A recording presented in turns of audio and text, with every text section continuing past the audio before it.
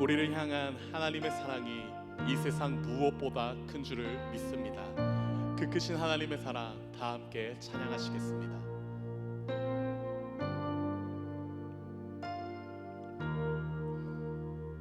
그 크신 하나님의 사랑, 그 크신 하나님의 사랑 말로 다 용용 못하네.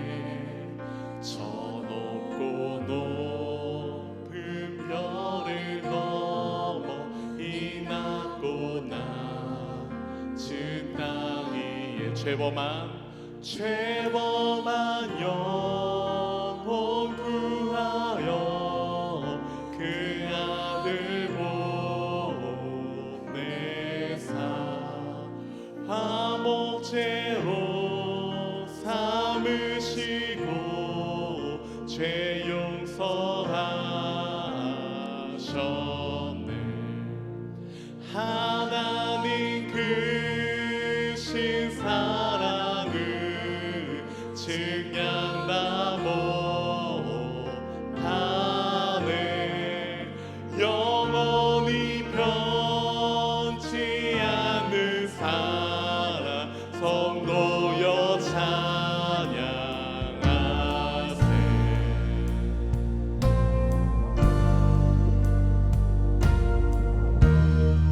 괴로운 시절 지나가고 괴로운 시절 지나가도 땅 위에 영화 새할 때 주 믿지 않던 영혼들은 그 소리 외쳐 울어도 주 믿는 성도들에게 그 사랑 배 우리의 죄 사했으니 우리의 죄 사했으니 그네 잊을까.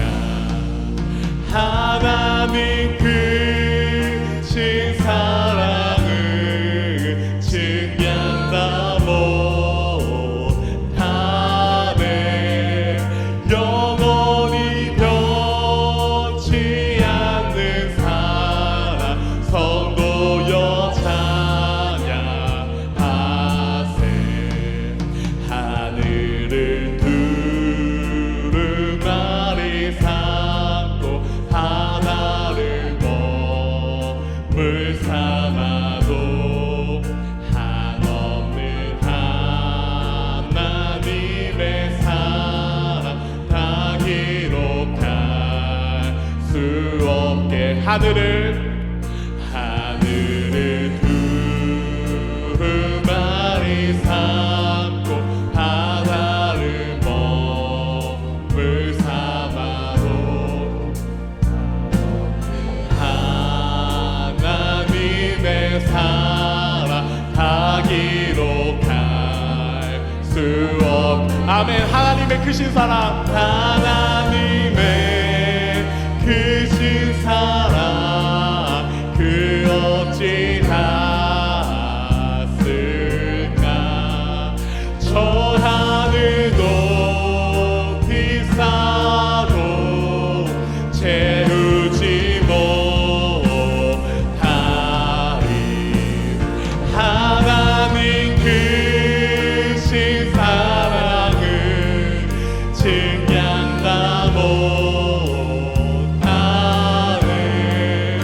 영원히 변치 않는 사랑 성도여 찬양. 우리의 고백입니다. 하나님 크신 사랑은 하나님 크신 사랑을 증량다 못하네. 영원히 변치 않는 사랑 성도여 찬양. 하나님 크신 사랑은 하나님 크신 사랑을 증량다 못하네.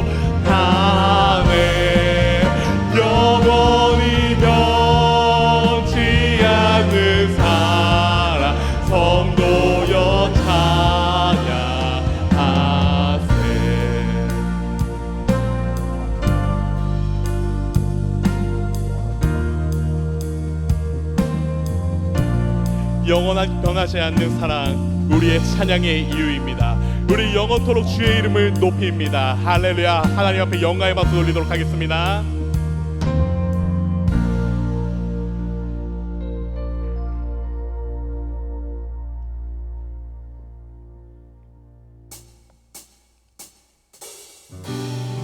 하나님의 사랑이 이 땅 가운데 임하신 줄 믿습니다. 예수 그리스도 그 하나님의 사랑의 이름을 함께 찬양하겠습니다.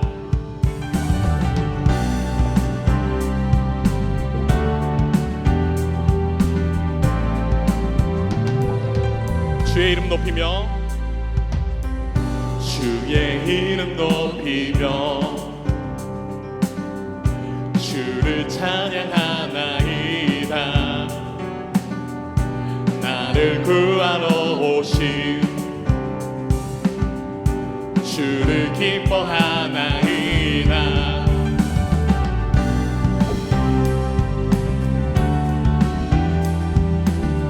한 번 더 찬양하겠습니다. 주의 이름 높이며 주의 이름 높이며 주를 찬양하나이다.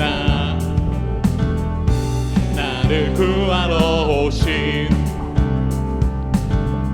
주를 기뻐하나이다. 하늘 영광 버리고 이 땅 위에 십자가를 지시고 죄 사했네. 무덤에서 일어나 하늘로 올리셨네. 주의 이름 높이리.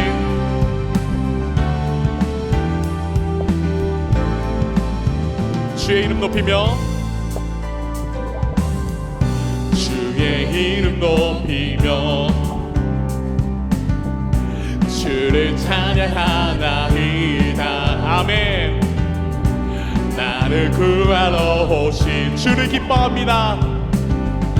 주를 기뻐하나이다. 하늘 영광 버리고 하늘 영광 버리고 이 땅 위에 십자가를 지시고 죄 사했네. 무덤에서 일어나 하늘로 올리셨네.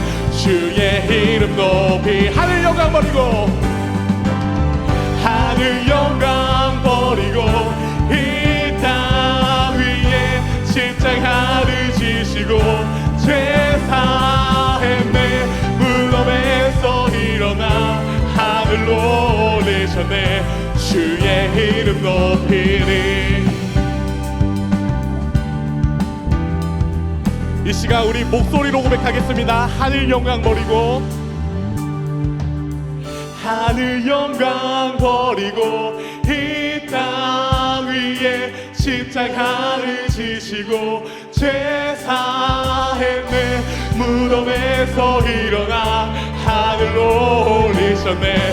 주의 이름 높이 아멘. 하늘 영광 버리고 하늘 영광 버리고 이 땅 위에 십자가를 지시고 죄 사했네. 무덤에서 일어나 하늘로 올리셨네.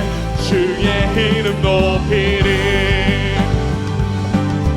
하늘 영광 버리고 이 땅 위에 십자가를 지시고 죄 사했네. 무덤에서 일어나 하늘로 올리셨네. 주의 이름 높이리. 아멘.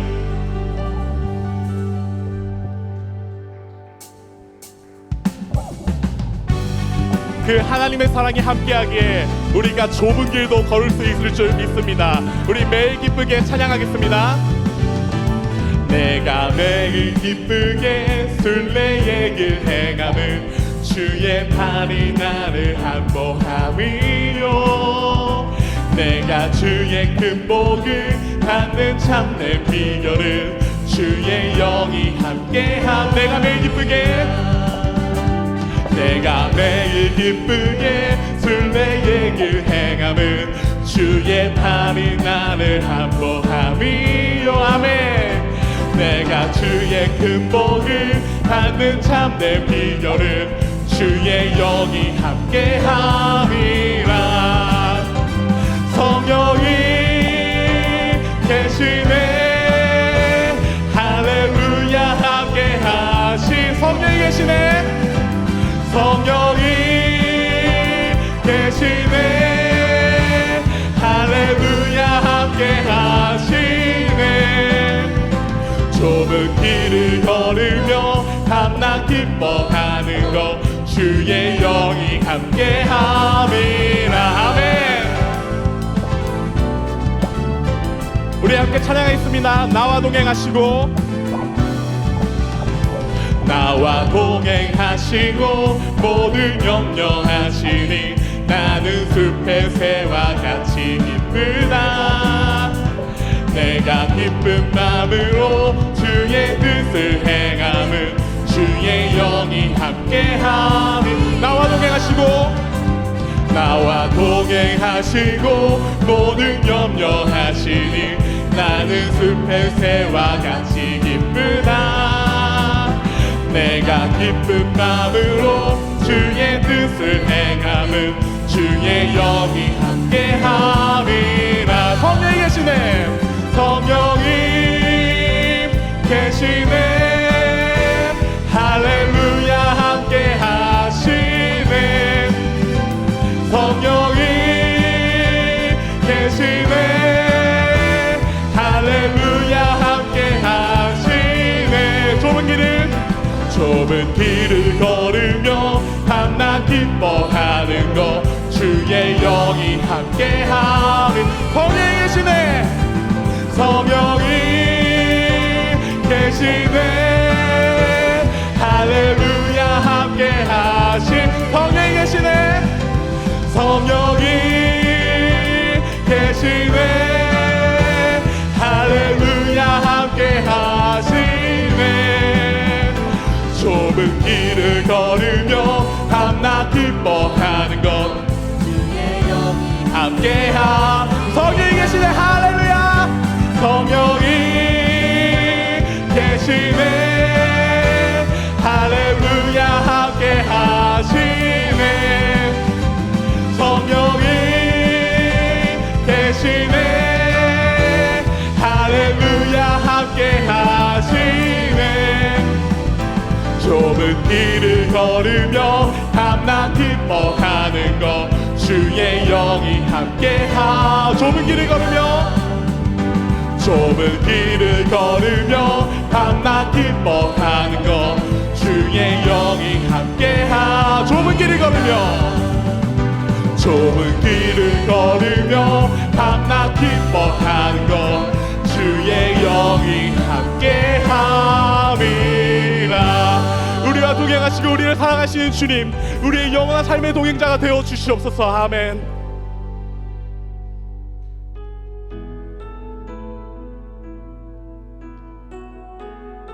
오직 예수 그리스도의 보혈의 피의 능력으로 살기를 소망합니다. 함께 찬양으로 고백하시겠습니다. 주의 보좌로 나아갈 때 주의 보좌로 나아갈 때에 어떻게 나가야 할까? 나를 구원한 주의 십자가 그것을 믿으며 가는. 주의 보좌로 나아갈 때 주의 보좌로 나아갈 때에 나 여전히 부족하나. 나를 품으신 주의 그 사랑 그것을 믿으며 가는. 자격 없는 내 힘이 아닌, 자격 없는 내 힘이 아닌 오직 예수님의 보혈로 없는 내 힘이 아닌 오직 예수님의 보혈로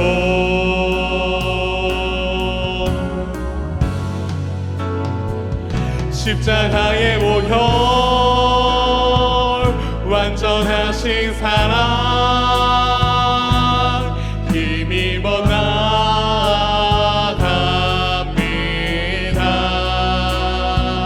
십자가의 보혈 완전하신 사랑 힘입어 예배합니다. 주의 보좌로 나아갈 때 주의 보좌로 나아갈 때에 어떻게 나가야 할까? 나를 구원한 주의 십자가 그것을 믿으며 가네. 주의 보좌로 나아갈 때 주의 보좌로 나아갈 나 여전히 부족하나 나 여전히 부족하나 나를 품으신 주의 그 사랑 나를 품으신 주의 그 사랑 그것을 믿으며 가네. 자격 없는 내 힘이 아닌 오직 예수님의 보혈로 자격 없는 내 힘이 아닌 오직 예수님의 보혈로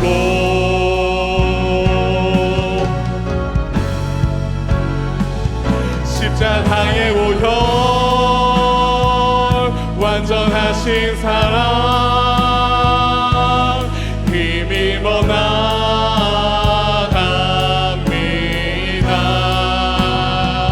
십자가의 보혈 완전하신 사랑 힘입어 예배. 우리 목소리로 고백하겠습니다. 자격 없는 내 힘이 아닌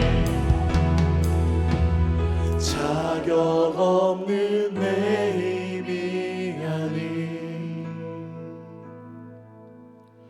오직 예수님의 보혈로 자격 없는 내 힘이 아닌 자격 없는 내 힘이 아닌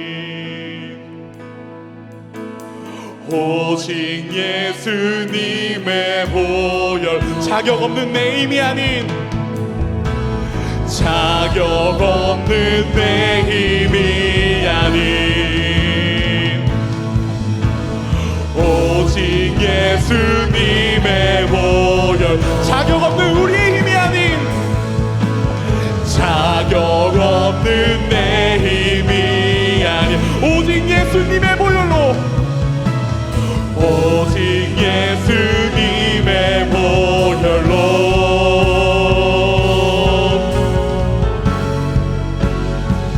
십자가의 보혈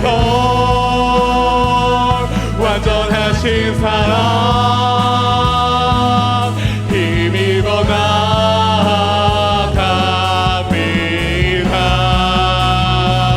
십자가의 보혈 완전하신 사랑 힘입어 예배하 십자가의 보혈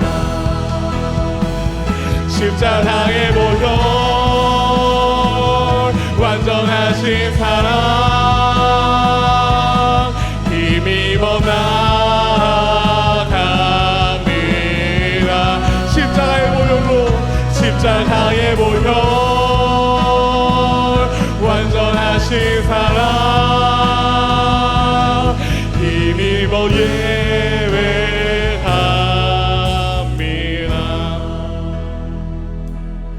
하나님, 우리가 주의 길을 걷기를 소망합니다. 그러나 우리의 힘과 능력으로 걷는 것이 아닌 오직 예수 그리스도의 보혈로 걷기를 소망합니다. 우리를 사랑하시는 그 주님과 영원토록 동행하기를 소망합니다. 이 기도 제목으로 합심하여 기도하시겠습니다. 할렐루야. 하나님 아버지, 하나님 아버지께서 인도하여 주시고 함께하여 주 오늘도 이 자리 가운데 우리를 불러주신 그 소망이 있게 하여 주시며 감사드립니다. 아버지 하나님의 은혜로 말미암아 살아가는 우리 오니, 아버지 하나님의 능력으로 말미암아 살아가는 우리 오니, 아버지 하나님의 그 십자가의 보혈로 말미암아 살아가는 우리의 삶 가운데 오직 예수 그리스도 그 아름다운 하나님의 아들과의 동행이 있기를 원하고 바라오니, 오직 예수 그리스도의 보혈이 우리의 능력이 되어 그 보혈의 힘으로 말미암아 우리가 걷기를 소망하오니, 우리를 살아가신 그 주님과 우리가 영원토록 동행하며 나아갈 수 있도록 인도하여 주시옵소서. 그 주님과 영원토록 사랑을 하며 동행하며 나아갈 수 있는 우리의 인생길이 될 수 있도록 인도하여 주시옵소서. 오직 사랑으로, 오직 예수 그리스도의 보혈로, 오직 하나님의 그 사랑의 증언으로 말미암아 우리가 살기를 원하고 바라오니, 아버지 하나님 그 보혈이 우리의 능력이 되게 하여 주시고 그 보혈의 피가 우리의 소망이 될 수 있도록 인도하여 주시옵소서. 원하고 바라오니, 아버지께서 인도하신 그 은혜 가운데로 말미암아 우리가 시합의 영광 돌리며 나아갈 수 있는 우리의 삶이 될 수 있도록 아버지께서 붙들어 주시옵고, 아버지 하나님의 은혜로 말미암아 인도하여 주시옵소서. 오직 주의 사랑 가운데 날마다 포함을 살기를 원하고 바랍니다. 아버지 하나님의 능력 가운데 날마다 기쁨으로 말미암아 나아가기를 원하고 바라오니, 온전히 주님의 능력이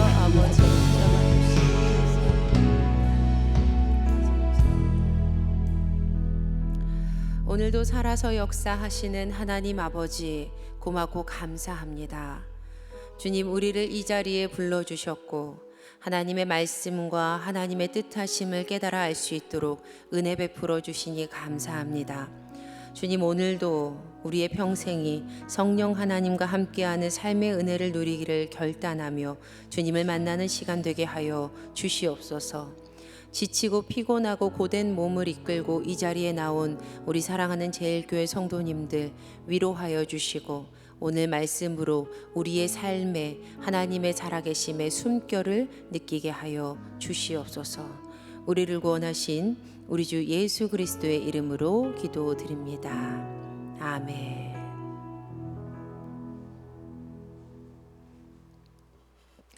오늘 우리에게 주시는 하나님의 말씀은 사도행전 26장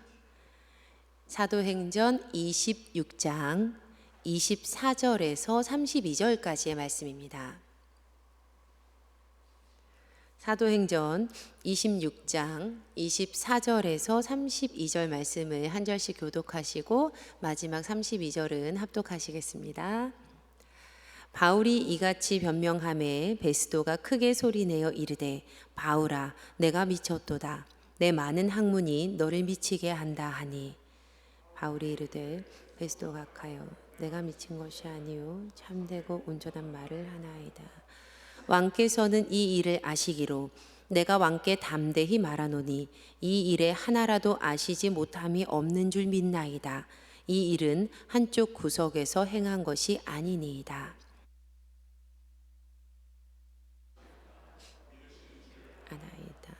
아그리빠가 바울에게 이르되, 내가 적은 말로 나를 권하여 그리스도인이 되게 하려 하는도다.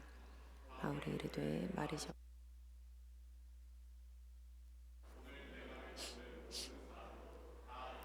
결박된 것 외에는 나와 같이 되기를 하나님께 원하나이다 하니라. 왕과 총독과 버니게와 그 함께 앉은 사람들이 다 일어나서 물러가 당할 만한 행위가 없다 하더라. 이에 아그리빠가 베스도에게 이르되, 이 사람이 만일 가이사에게 상소하지 아니하였더라면 석방될 수 있을 뻔하였다 하니라. 아멘. 이는 우리에게 주시는 하나님의 말씀입니다. 아멘.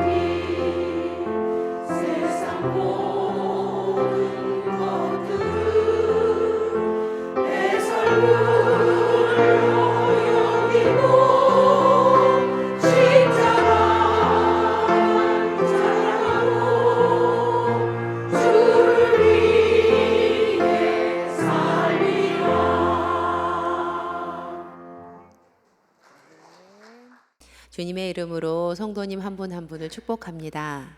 아멘.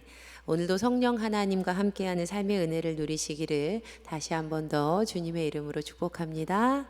아멘. 성령님과 함께하는 삶, 오늘은 바울의 전도 여행 이후에 대한 말씀을 우리가 함께 듣습니다.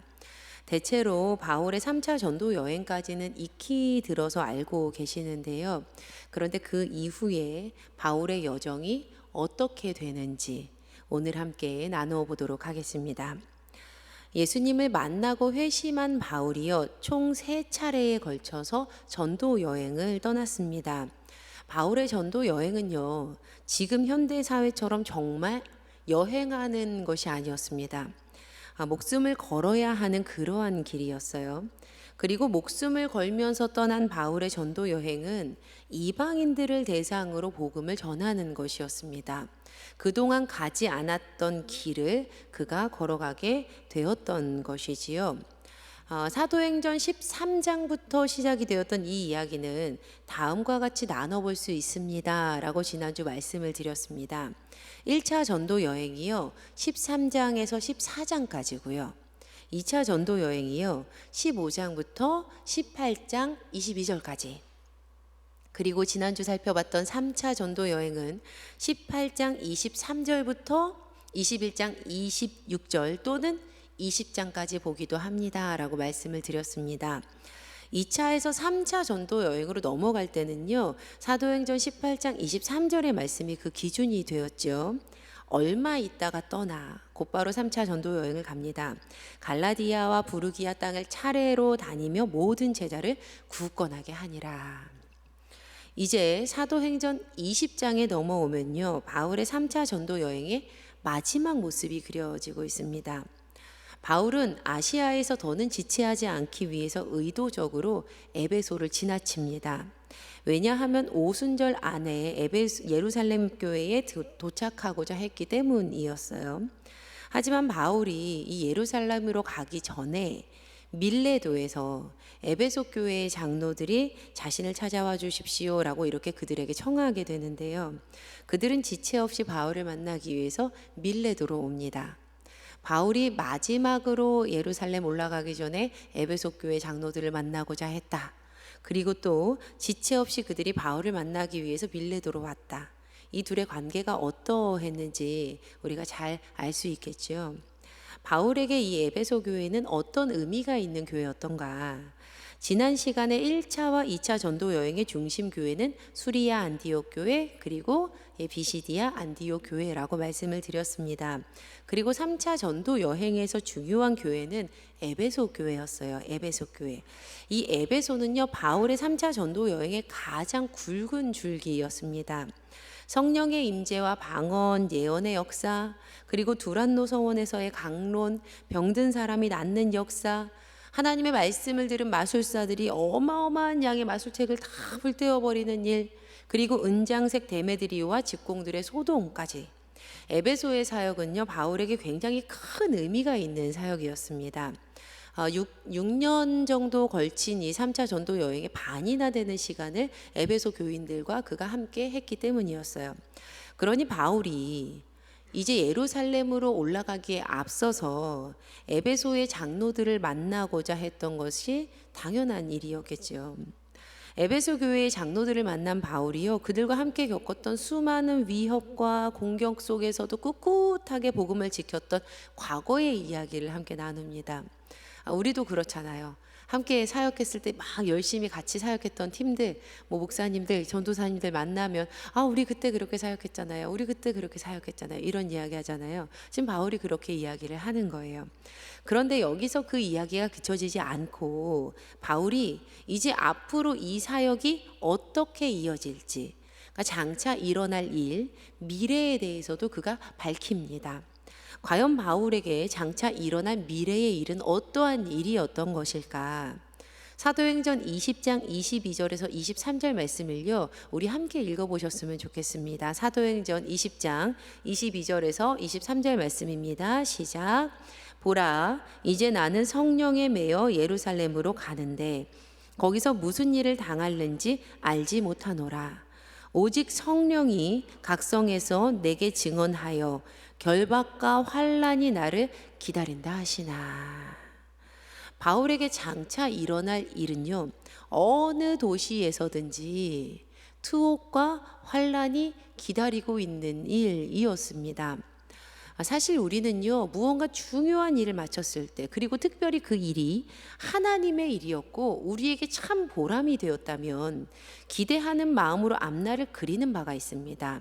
바로 그 일은요, 내가 했던 그 헌신에 따른 적절하고 좋은 보상이에요. 아마 대체로 이러한 것들일 거예요. 평안함과 안락함, 위로와 사랑, 격려와 감사. 하지만 지금 바울은 무려 3차례에 걸쳐서 심지어 목숨까지 걸면서 복음을 전하였는데, 그런데 어쩜 이 사역을 마무리하는 그에게 장차 다가올 것이 어느 도시에 가든지 환란과 투옥만 있을 것이다, 이뿐이라니요. 성도님들, 우리는요 솔직해져야 합니다. 우리는 솔직해져야 해요. 예수님을 믿기 때문에, 내가 헌신했기 때문에 내가 모든 고난과 상관이 없는 사람이 되는 것은 절대로 아닙니다. 제가 수련 목회자로 훈련을 받았던 교회의 원로 목사님의 이야기예요. 이 원로 목사님께서요, 한평생을 교회를 위해서, 그리고 또 성도들을 위해서, 하나님의 나라를 위해서 열심히 노력하시고 헌신하셨던 그러한 분이셨습니다. 제가 새벽 기도 이렇게 하면요, 늦게까지 남아서 큰 목소리로 주님 믿음 더해 주시옵소서, 믿음 더해 주시옵소서 라고 외치면서 정말 매일 기도를 하셨어요. 어쩜 하루도 빠뜨리지 않으시고 믿음 더해 주시옵소서, 믿음 주소서라고 기도하시던지 그 모습이 아직도 눈에 선한데요, 제가 그때는 이해가 안 됐거든요. 아니, 원로 목사님이신데 하나님 믿음 더해 주세요, 믿음 더해 주세요라고 기도를 하시다니요. 그런데 제가 이 작은 목사가 되어서 이 새내기 목사가 되어 보니까요, 왜 원로 목사님께서 그렇게 기도하셨는지 아주 조금은 알겠어요. 목사님께서 매일 기도하셨어요. 주여 믿음 더해 주시옵소서. 목사님께서 모든 사역을 마치고 은퇴를 하시게 되셨을 때, 그때 병원에서요, 수술로도 해결할 수 없는 종양이 발끝에서부터 온몸에 심각하게 퍼졌다라는 말씀을 들으셨다는 거예요. 이 소식을 들은 이 아드님도 목사님이셨는데, 아들 목사님께서 이런 생각을 하셨답니다. 어떻게 이럴 수가 있는 걸까? 참, 어떻게 이럴 수가 있을까? 한평생 온전히 주님의 일만 했는데, 다른 곳 보지 않고 다른 곳 가지도 않고 주의 일만 했는데, 감사하게도 이 목사님의 종양은 치유가 됐는데요. 하지만 1년 전에 먼저 천국을 가셨어요. 제가 작년에 이제 천국 가셨다는 이야기를 듣고 찾아뵈었는데, 참 원로 목사님 생각이 많이 나더라고요, 그때. 성도님들, 예수님을 믿어도요, 몸이 아플 수 있어요. 예수님을 잘 믿어도요, 경제적으로 어려울 수 있습니다. 예수님을 잘 따라서 살아가도요, 예수님 따라가도요, 환란의 길 가운데 걸어갈 수 있다는 거예요. 지금 바울의 상황이 그러했습니다. 그는 모진 고난 속에서도 3차례에 걸쳐서 전도 여행을 다 마쳤지만 다시 한 번 더 앞을 볼 수 없는 미래 앞에, 그리고 환란과 결박 앞에 다시금 서게 되었어요. 하지만 이런 상황 속에서도요, 바울은 복음을 전하는 일을 마칠 수만 있다면 나의 목숨조차 아깝다고 생각하지 않습니다 라고 에베소 장로들에게 신앙을 고백을 합니다.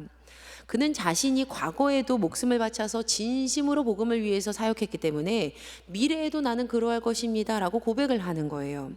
많은 성도님들이 참 좋아하는 구절이지요. 지금 바로 이 시점에서 바울이 자신의 신앙을 고백하는 그러한 장면입니다. 사도행전 2장 20장 24절 말씀인데요, 우리 함께 읽어보시겠습니다. 시작. 내가 달려갈 길과 주 예수께 받은 사명 곧 하나님의 은혜의 복음을 증언하는 일을 마치려 하면은 나의 생명조차 조금도 귀한 것으로 여기지 아니하노라. 아멘. 바울이요, 그럼에도 불구하고 복음을 위해 살 것을 선언합니다. 바울이 그럼에도 불구하고 복음을 따라갈 것을 선포해요. 우리 또한 그럼에도 불구하고 투옥과 환란이 기다려도 모든 것을 합력하여 선을 이루겠다 약속하신 그 하나님의 말씀을요, 믿음으로 우리는 고백해야 하는 거예요. 제가 과거 청소년이었을 때 굉장히 많이 불렀던 복음 성가가 있습니다. 혹시 아는 분들이 계실 수도 있을 것 같아요.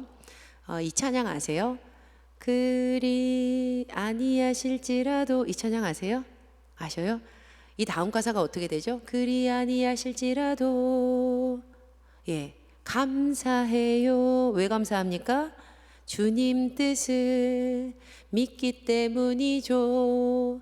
그리 아니하실지라도 감사한다는 거예요. 왜냐하면 주님의 뜻을 믿기 때문이라는 겁니다. 바울은요, 죽음이 와도 그럼에도 불구하고 성령님께 이끌려서 예루살렘으로 가겠습니다 라고 고백합니다. 그의 고백을 들은 이 에베소 장로들이요, 난리가 났어요. 모두가 막 크게 울면서 서로 끌어안고 그들이 이제 더 이상 바울의 얼굴을 볼 수 없다라는 말에요, 막 근심하면서 바울이 예루살렘으로 떠나는 그 배 타는 데까지 마중을 했습니다. 이렇게 바울의 3차 전도 여행이 끝납니다. 바울의 3차 전도 여행이 여기서 끝나요. 그리고 이제 바울은 환난과 결박이 기다리는 곳 예루살렘으로 그의 발걸음을 옮겨요. 이후 사도행전에서 이어지는 이 말씀들을 보면요, 바울이 그 예루살렘으로 가는 곳곳 길목마다 만나는 모든 이들이 그의 앞길을 만류했다는 사실을 우리가 알 수 있습니다. 제가 두 군데만 좀 읽어드려 볼게요. 사도행전 21장 4절에요, 제자들을 만나거든요. 다른 제자들을 찾아가서 거기서 이래를 머무는데요, 그 제자들이 글쎄 성령의 감동으로 바울더러 예루살렘에 들어가지 말라 하더라 라는 말씀이 있습니다. 좀 더 가면요, 21장 12절에요, 우리가 그 말을 듣고 그곳 사람들과 더불어 바울에게 예루살렘으로 올라가지 말라 권하니. 여러분, 만약 우리가 주변에서 모든 이들이요, 이제 그만해, 그 정도면 충분해, 더 하지 마, 안 해도 된다니까 라는 말을 우리가 수차례 듣는다면 과연 어떨까요? 우리가 심지어 그 말을 한 이들이요, 성령 충만한 이들이라면요, 성령 충만한 이들이 우리에게 계속해서 반복해서 이 이야기를 한다면 우리가 과연 어떤 마음이 들겠냐는 거예요. 지금 바울에게 이러한 일이 계속해서 일어나고 있는 겁니다. 제가 방금 읽어드린 말씀인데요, 사도행전 21장 4절을 보면요, 제자들이 성령의 감동으로 바울에게 예루살렘에 들어가지 말라 했다는 것을 알 수 있어요. 제자들을 찾아 거기서 이래를 머무는데요, 그 제자들이 어떻습니까? 성령의 감동으로 바울더러 예루살렘에 들어가지 말라 하더라. 좀 이상합니다. 좀 이상하지 않으세요? 바울이요, 성령님께 이끌려서 예루살렘으로 간다 그렇게 말했는데요, 제자들도요 성령의 감동을 받아서 바울을 막아서는 거예요. 성령의 감동 때문에 간다고 그러는데 성령의 감동을 받아서 막아서는 거예요. 우리는요, 이런 상황 가운데 놓일 때 신앙적으로 참 많이 헛갈립니다. 심지어 어떤 분들은요, 불안해 하시기도 해요. 내가 무언가 잘못 들었나? 내 인생이 이거 실패하는 거 아니야? 내가 실수하는 거 아니야? 하나님의 뜻이라고 했는데 내가 잘못 가고 있는 거 아니야? 이런 생각에 불안하거나 헛갈리거나 어렵다는 거예요, 마음이. 자, 그렇다면 과연 성령 하나님께서는 그들 각자에게 다른 말씀을 하셨던 것일까? 아니면 두 그룹 사이에 어떤 그룹이 잘못 알아들은 건가? 성령 하나님은요, 그렇지 않습니다. 그런데 아니에요. 하나님은요, 한 말씀을 주시는 한 분이세요. 자, 보세요. 지금 두 그룹에게 전해진 말씀을 우리가 정리를 해보면요, 부인할 수 없이 바울을 포함한 모두가 바울의 미래에 대해서 들은 말씀은요, 동일하게 들은 말씀이 있어요. 그 미래에 대해서 동일하게 그들이 말하는 바가 있어요. 그것은 바로 이것입니다. 바울은 예루살렘에서 고난과 투옥과 환난을 겪을 것입니다. 예루살렘에서 고난과 환난과 투옥을 겪을 것입니다. 모두가 입을 모아서요, 바울이 고난과 투옥과 환난을 당할 것이라는 점을 인정을 해요. 그들은 모두 똑같이 성령님의 인도하심에 대해서 들었습니다. 여기까지는 같아요. 같은 이야기를 들었어요. 그런데 그 이후가 다릅니다. 성령님의 계획을 알았던 이들의 반응이 다른 거예요. 가지 마십시오. 이제 됐습니다. 아니요, 저는 끝까지 갈 것입니다. 아마도 바울은요, 이 정도만 했으면 됐다라고 하고 마음을 돌릴 수도 있었을 것이에요. 그런데 바울은 복음을 전하는 일을 마침에는 자신의 생명을 조금도 귀하게 여기지 않았던 그러한 사람이었어요. 그는 예수님의 이름을 위해서 결박을 당할 뿐 아니라 예루살렘에서 죽을 각오까지 했던 그러한 사람들입니다. 지금부터 들려드리는 것은요, 저의 개인적인 묵상인데요. 말씀드리는 건 제가 개인적으로 말씀 준비하면서 묵상을 한 부분이에요. 아마도 바울의 이러한 믿음은 다메섹에서 만난 예수님이 근거가 되겠다 싶었습니다. 바울이요, 가는 곳곳마다 다메섹 체험에 대해서 이야기를 하거든요. 바울이 다메섹에서 예수님 만난 이야기를 곳곳에서 매번 해요. 가면 내가 다메섹에서 예수님 만났어요. 누구를 만나면 내가 다메섹에서 예수님 만났어요. 그의 체험의 증거를 이야기하는 거예요. 제가 상상해 봤습니다. 멀쩡했던 두 눈을 잃었을 때, 앞이 하나도 보이지 않았을 때, 그리고 주님께서 보여주신 환상을 그가 보았을 때, 또 실제로 아나니아의 안수를 통해서 다시 앞을 그가 보게 되었을 때, 바로 그때 바울에게는 살아서 경험된 믿음이 생겼다라고 저는 생각을 해요. 그가 체험의 믿음을 얻게 된 거예요. 체험적인 믿음의 신앙을 가진 그런 사람이 된 거예요. 그가 예수님을 인격적으로 만난 겁니다. 그래서 그의 믿음은 절대적으로 예수 그리스도에게 달려 있었던 거예요. 그의 믿음이 예수님께 달려 있었던 거예요. 그렇기 때문에 바울은 어떤 상황이라 할지라도 예수님을 떠날 수가 없었던 거예요. 심지어 죽음이 그를 기다리고 있다 하더라도 말입니다. 그러니 그럼에도 불구하고 예수님의 이름 때문에 고난과 환난이 투옥이 기다리고 있다 할지라도 그는 예루살렘 행을 포기할 수 없었던 것 같아요. 결국 바울이요, 예루살렘으로 올라갑니다. 사도행전 21장 15절 말씀에 이 여러 날 후에 여장을 꾸려 예루살렘으로 올라갈세. 그리고 끝내 예루살렘에서 결박이 됩니다. 저는 이 말씀을 읽으면요, 이 장면에서 코끝이 찡해지고 좀 눈물이 나요. 어떤 말씀이냐면요, 사도행전 21장 30절 말씀이에요. 한번 상상하면서 들어보세요. 온 성이 소동하여 백성이 달려와 모여, 성이 소동하고요, 백성들이 막 달려와 모여서요, 바울을 잡아 성전 밖으로 끌고 나가니, 왜 성전 밖으로 끌고 나갑니까? 돌로 때리려고. 성전 밖으로 끌고 나가니 문이 곧 닫히더라. 쾅 하고 문이 닫히는 거예요. 제가 그 장면에서요, 막 마음이요, 막 시려요. 바울이 예루살렘에서 잡혔습니다. 그를 잡아다가 문이 꽝 닫혀버렸어요. 하지만요, 바울의 이야기는요, 계속됩니다. 바울의 이야기가 이어져요. 바울을 결박한 사람들이 곧바로 그를 잡아 죽이려고 했어요. 그런데 그 소문을 들은 로마 군대의 천부장이요, 급히 군인들과 백부장을 다 싹 다 거느리고 바울을요, 쇠사슬로 도리어 결박해서 다시 영내로 끌고 옵니다. 바울이 살았어요. 그리고 그렇게 잡힌 지 이튿날 천부장이 무슨 일이 있었던 건지 이 진상을 규명하려고 유대 제사장들을 다 모아서 공회를 소집을 했는데, 이 소집된 공회가요, 소란으로 끝나버려요. 그리고 이 일 때문에 되려 40여 명의 사람들이, 그 유대인들이 당을 지어가지고 내가 바울을 죽이기 전에는 먹지도 않고 내가 마시지도 않겠다라고 맹세까지 하는 그런 사람들까지 생기게 됩니다.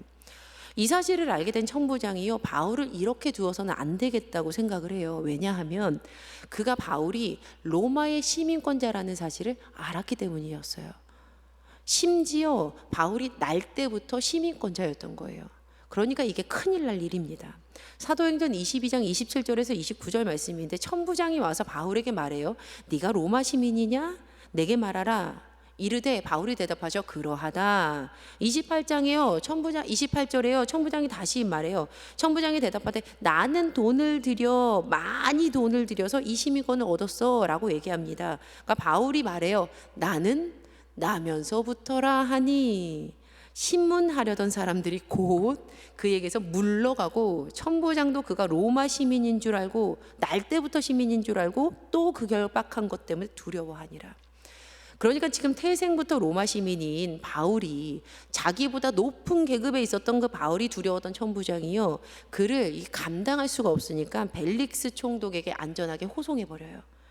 그리고 바울을 받은 벨릭스 총독이요, 바울을 지켜라, 바울의 친지들이 그를 돌봐주는 것 막지 말아라 라고 명합니다.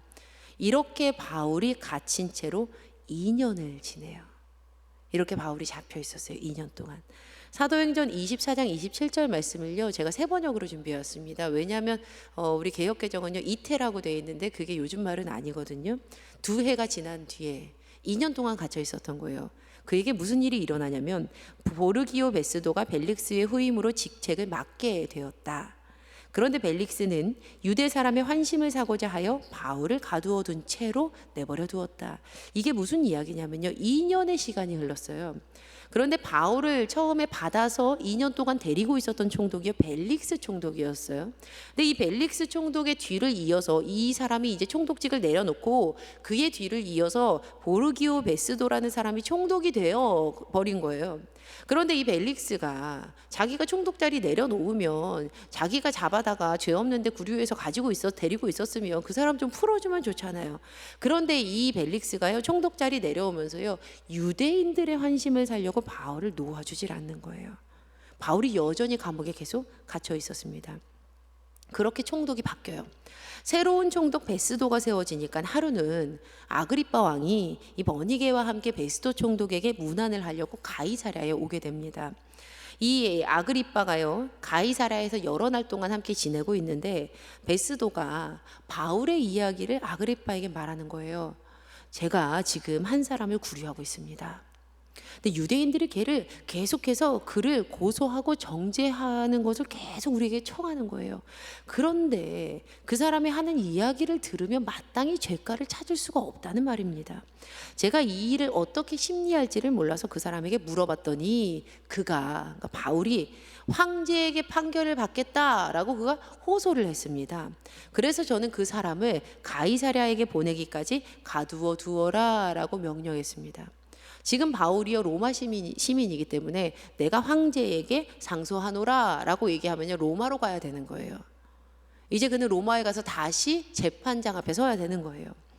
이 말을 들은 아그리빠가요, 도대체 이 사람이 누군지 바울이 궁금해지는 거예요. 죄도 없으면서 황제에게 가가지고서는 내가 판결받겠다라고 이야기하는 바울이 궁금해졌어요. 그래서 바울을 그 즉시 끌어내가지고 신문을 합니다. 그런데 바울이 가장 처음 그에게 전했던 말, 바로 다메섹에서 예수님을 만난 사건이었어요. 제가 다메섹에서 예수님 만났습니다. 그 말을 전하는 거예요. 바울이 2년 동안 그 이상 계속해서 감옥에 갇혀 있으면서 소망도 없고 빛도 볼 것도 없었지만 그의 마음에는 여전히 있었던 첫 번째 그가 하고자 했던 말, 제가 예수님을 만났습니다 였어요. 그리고 아그리빠 왕에게 전도를 하기 시작하는 거예요. 그러니까 옆에서 베스도 총독이 보고 이게 난리가 난 거죠. 그래서 크게 소리칩니다. 네가 미쳤구나. 미쳤어 바울아. 네가 많은 학문이 너를 미치게 만든 거야. 바로 이 오늘 우리가 본문으로 삼은 이 장면이 그 장면이에요. 그러자 바울이요, 저는 미치지 않았습니다. 저는 참되고 온전한 말을 하고 있습니다. 예수님 만난 것이 참된 일이에요 라고 증언을 하죠. 그렇게 그 바울을 신문했던 이야기가 끝나요. 이제 바울을 신문했던 모든 사람들이요 자리에서 일어나서 돌아갑니다. 그리고 돌아가는 길에 두런두런 본인들끼리 대화를 나누는 거예요. 오늘 본문 말씀이 그 부분이거든요. 이 사람이 사형을 당하거나 갇힐 만한 일을 한 것이 하나도 없습니다 라고 얘기를 합니다. 그리고 아그리빠 왕이요 결정적인 한마디를 날려요. 사도행전 26장 32절 말씀. 이에 아그리빠가 베스도에게 이르되, 총독에게 말하는 거예요. 이 사람이 만일 가이사에게 상소하지 아니하였더라면 석방될 수 있을 뻔하였다 하니라, 이렇게 말하는 겁니다. 만약에 상소하지 않았으면 석방될 수 있을 뻔했는데 가이사에게 상소했으니까 로마 가서 이제 판결 받아야 되잖아요. 그 말만 하지 않았으면 내가 놔줄 수도 있었을 텐데 아이고 괜히 더 고생하네, 이런 말을 지금 하는 겁니다. 아그리빠 왕이 베스도 총독에게 했던 이 말 속에는 지금 바울이 잘못된 선택을 했다라는 아쉬움이 녹아들어 있어요. 그는 바울이 굳이 그렇게까지 하지 않았으면 더 좋았을 텐데, 그가 더 나은 삶을 살았을 텐데 라고 생각을 했던 거예요. 제가 몇 년 전에요 전라남도 쪽으로 선교사님들의 발자취를 살펴보는 세미나를 다녀온 적이 있습니다. 제가 다녀와서 너무 좋아서요, 작년에 우리 청소년들 다 데리고 국내 성지순례 했잖아요. 그때 이 부분 여기를 꼭 가봐야 됩니다라고 제가 추천을 해서 그 곳을 갔다 왔거든요. 제가 이틀 동안 그 세미나를 통해서 여러 곳을 방문을 했는데 저는 광주 남구에 있는 양림동의 선교 투어를 했던 것이 가장 마음에 남아 있어요.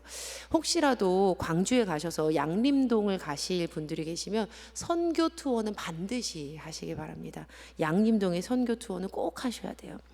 그 이유는요, 제가 가장 기억에 남았던 그 이유는 뭐냐면 이 세미나에서 가장 먼저 방문을 했던 아펜젤로 기념관에서 굉장히 감명 깊게 보았던 서서평 선교사님, 이 서서평 선교사님의 무덤을 양림동에서 직접 볼 수 있었기 때문이었어요. 바로 지금 보여드리는 사진이요, 아펜젤로 기념관 제가 처음에 가서 이제 제가 찍은 사진인데요, 거기에 붙어 있었던 현판이에요. 그런데 이 서서평 선교사님을 설명하는 이 현판이 저의 가슴을 때렸습니다. 바보야, 성공이 아니라 섬김이야. 마치 서서평 선교사님이요, 저에게 하는 말 같았어요. 바보야, 성공이 아니라 섬김이야. 서서평 선교사님의 말이 저의 마음에 박혔거든요. 바로 이분이요, 서서평 선교사님이십니다. 독일 출신이세요. 이 선교사님이요, 간호선교사로 한국에 오셨어요. 오셔서 미혼모, 고아, 한센인, 그리고 그들의 자녀, 노숙인 등등등 굉장히 가난하고 병약한 사람들을 위해서 그의 인생을 다 내어줘요. 그들을 계속 보살펴요. 당시 선교사님이요, 한국에 예수 그리스도를 전하기 위해서 온전한 한국 사람이 되려고 노력을 하셨다는 거예요. 그래서 이제 저고리에 검정 치마, 그리고 또 검정 고무신, 이것만 신고 다니셨대요. 독일의 옷을 다 버리고. 그리고 밥도 된장국이랑 쌀밥만 드셨다는 거예요. 온전히 내가 조선인과 똑같이 돼야지라고 노력을 하셨답니다. 선교사님이 고국으로 돌아갈 생각조차를 하지 않으셨대요. 남은 이 선교 기록에 보면 서서평 선교사님이 돌아가셨을 때 약 1000여 명의 조선인들이 그 뒤를 뒤따랐다는 거예요. 그 상여를 뒤따랐대요. 그리고 그 울음소리가 비행기 굉음 같았다라는 기록이 남아 있습니다. 울음소리가 비행기 굉음 같았다. 남기신 유품이 담요 반조각, 동전 7개, 강냉이 가루 2홉, 이게 전부였어요. 이것만 남기고 모든 인생을 다 내어드린 거예요. 지금 보시는 이 무덤이요, 서서평 선교사님의 무덤입니다. 제가 잊어버리지 않으려고 사진 찍어 놓은 건데요, 선교사님이 1912년에 32세로 한국에 오시거든요. 1934년에 54세로 소천하기까지 22년 동안 광주 지역을 중심으로 그곳에서 계속해서 간호선교사로 활동을 했습니다. 아마 많은 사람들이요, 서서평 선교사님의 삶을 보면서 이렇게 말했을지도 모르겠어요. 굳이 저렇게 하지 않아도 될 텐데, 굳이 그 길로 안 가도 됐을 텐데, 한국으로 가지 않아도 됐을 텐데, 그렇게 살지 않아도 되는데 굳이 왜 저런 삶을 선택을 했을까? 지금 아그리빠는요, 바울이 실수했다고 말하는 거예요. 상소하지 않았더라면 풀려날 뻔했을 텐데, 풀려났을 텐데, 그러면 더 고생하지 않아도 됐을 텐데, 뭐뭐 할 뻔했을 텐데. 이미 많은 사람들이요, 수차례 바울에게 예루살렘에 가지 말라고 이야기를 했어요. 그러나 이미 바울은 결국 자신은 복음을 위해서 로마에 가야 된다라는 사실을 이미 알고 있었습니다.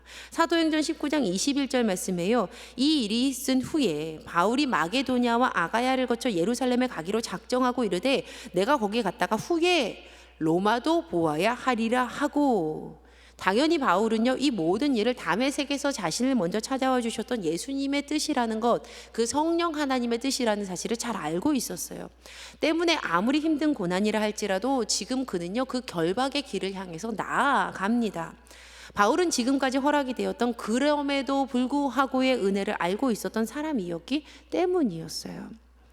자, 우리 사랑하는 성도님들, 오늘 설교를 좀 마칠게요. 한번 정리를 해볼게요. 오늘 설교를.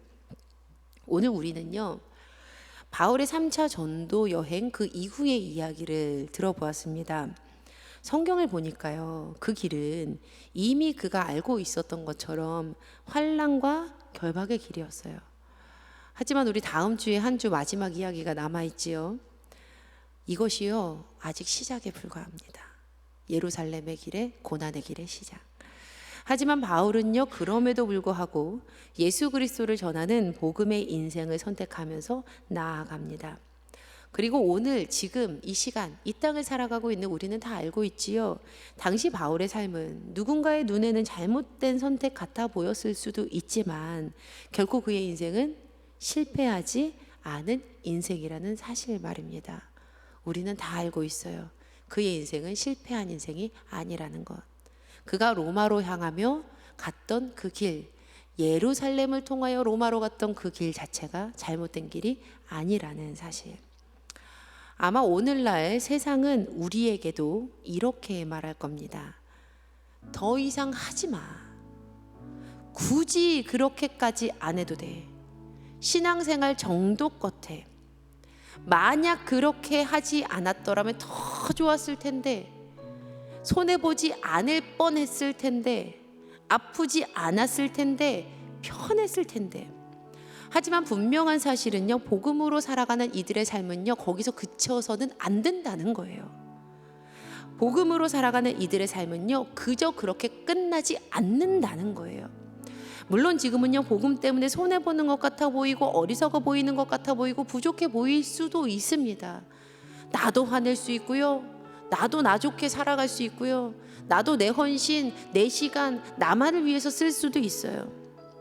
혹시 이 자리에 함께 예배하는 성도님들 중에 복음을 따라 살았으나 아이고 차라리 뭐 하지 않았으면 더 나았을 텐데, 이거 하지 않았으면 더 나았을 뻔했을 텐데 라는 세상의 소리를 듣는 분들이 계실지도 모르겠어요. 계시겠죠? 그러나 우리가요, 그럼에도 불구하고 예수님을 선택해서 살았다면 우리 주님은요, 우리에게 그러하기 때문에 크신 은혜를 허락하실 것입니다. 할렐루야, 아멘.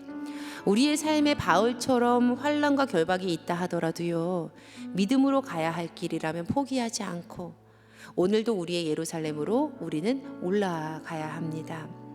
그 길 가운데 도우시고 인도하시는 성령님의 은혜가 우리 모두에게 허락되기를 예수님의 이름으로 간절히 축원합니다. 아멘. 이 시간 함께 찬양하시며 온 마음 다하여 하나님께 기도하시겠습니다.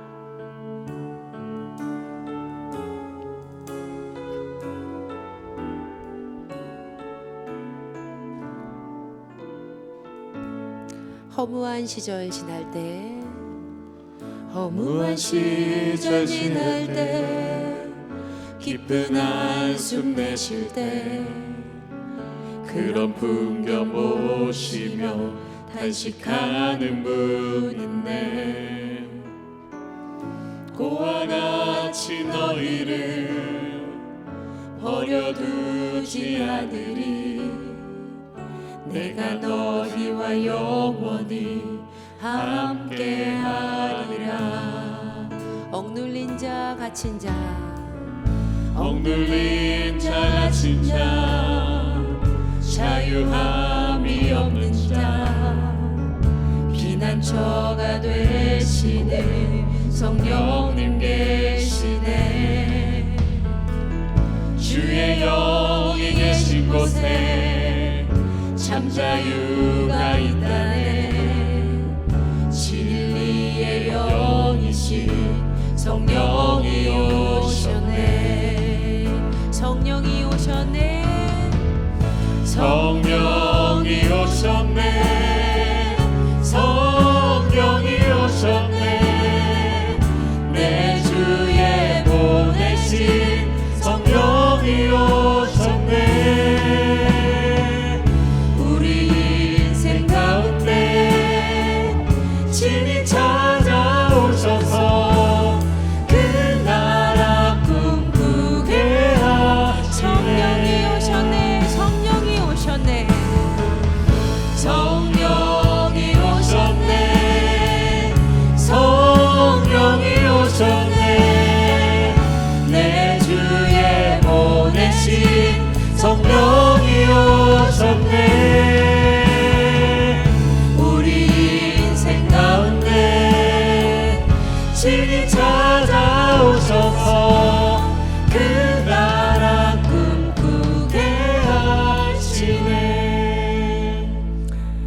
사랑하는 성도님들, 우리가 그럼에도 불구하고 예수님을 선택하며 살아간다면요, 주님께서는 우리에게 그러하기 때문에 크신 은혜를 허락하실 것입니다. 이 시간 우리 함께 기도하실 때에 성령 하나님의 뜻이라면 어떠한 고난과 환란이 다가온다 할지라도 주님을 따르며 그 예루살렘의 길을 걸어가기를 결단하시기를 간절히 부탁드립니다. 이 시간 함께 기도하실 때에 주여 성령님과 함께 동행하며 주님 가라 하시는 그 길 걸어가게 했사오니 주여 어떠한 결박과 어떠한 환란이 기다린다 할지라도 주님 손 붙들며 승리케 하여 주시옵소서. 성령 하나님 늘 함께 하여 주시옵소서. 우리 함께 주여 세 번 부르시고 간절한 마음으로 기도하십니다. 주여 주여 주여. 하나님 아버지 고맙고 감사합니다. 하나님 아버지 은혜를 더하여 주셔서 우리에게 그럼에도 불구하고 예수님 손을 따라가며 하나님 예수님과 함께 살아가는 그 예루살렘의 길을 걷게 하여 주시옵소서. 우리가 성령 하나님과 함께 살아갈 때에 손해보는 것 같아 보이고 하나님 우리가 복음을 따라 살았지만 굳이 그렇게 하지 않아도 된다는 세상의 소리가 우리에게 들릴 때가 있습니다. 그러나 주여 온전히 주와 동행하며 살아가게 하시고 선하게 갚아주시는 하나님 만나 주시옵소서. 하나님 우리의 삶의 바울처럼 환난과 결박이 있다 할지라도 주여 믿음으로 가야 할 길이라면 그의 가운데 도우시고 인도하시는 하나님을 의지하며 예루살렘으로 올라가야 할 줄을 믿사오니 주여 그 길 가운데 도우시고 인도하여 주시옵소서. 성령님의 은혜가 우리에게 충만함 또한 믿사오니 주여 믿음대로 역사하시고 은혜 위에 은혜를 넣어여 주시사 하나님 좌로나 우로나 치우치는 것 없이 온전히 주님 바라보며 살아가게 하여 주시옵소서. 하나님 온전히 성령님과 동행하며 살아가는 삶을 그저 그렇게 끝나지 않음을 믿사오니 주여 함께 하시고 주여 역사하여 주시옵소서. 놀라우신 하나님의 은혜를 아버지 누리게 하여 주시옵소서. 아버지 붙잡아 주시옵소서. 우리와 늘 함께 계시는 성령 하나님, 오늘도 귀한 말씀 주심에 감사합니다. 지금은 비록 복음 때문에 손해보는 것 같고 어리석어 보이는 것 같고 부족해 보일 수도 있으나 분명 복음을 따르며 살아가는 이들의 삶은 그저 그렇게 끝나지 않음을 믿습니다. 주여, 이 시간 함께 예배한 우리 사랑하는 성도님들 가운데 복음을 따라 살았으나 차라리 그것 하지 않았더라면 더 나았을 뻔했을 텐데 라는 세상의 소리를 듣는 분들이 계시다면 주여 선하게 갚아 주시옵소서. 주님 선하게 갚아 주시옵소서. 우리의 삶에 바울처럼 환난과 결박이 있다 하더라도 믿음으로 가야 할 길이라면 포기하지 않고 오늘도 우리의 예루살렘으로 올라가야 할 줄을 믿습니다. 그 길 가운데 도우시고 인도하시는 성령님의 은혜가 우리에게 충만함 또한 믿사오니 주여 믿음대로 역사하여 주시옵소서. 오늘도 그 믿음 붙들고 주께 예물 드리는 아름다운 손길 있습니다. 하나님 받아주시고 이 예물이 사용되는 곳마다 성령 하나님의 함께하심이 드러나게 하시고 간증되게 하여 주시옵소서. 주님, 혹시라도 이 자리 가운데 연약하고 부족하고 없어서 주께 드리지 못하는 그러한 가난한 손길 있다면 주여 긍휼히 여겨주시사 먹이시고 입히시는 하나님의 은혜를 누리는 귀한 통로 될 수 있도록 그 손의 수고를 보아 주시옵소서. 하나님, 그리하여 주께 드리는 삶의 기쁨을 회복시켜 주실 줄을 믿습니다. 주님, 오늘도 주님의 말씀 붙들고 세상으로 향합니다. 영원토록 동행하여 주시고 성령 하나님의 선한 승리를 맛보아 누리게 하여 주시옵소서. 이제는 우리 주 예수 그리스도의 은혜와 무한하신 하나님 아버지의 놀라우신 사랑하심과 성령님의 감화감동 교통 인도하심의 귀한 역사하심이 성령님을 따라 믿음의 길을 걷기로 결단한 주님의 사랑하는 우리 자녀들 위해 주님의 사랑하는 자녀들과 이 교회와 세계 열방과 그리고 또 고난과 고통으로 아픔 겪고 있는 그 모든 심령들 가운데에 이제로부터 영원까지 함께 하시기를 살아계신 우리 주 예수 그리스도의 이름으로 간절히 축원하옵나이다. 아멘.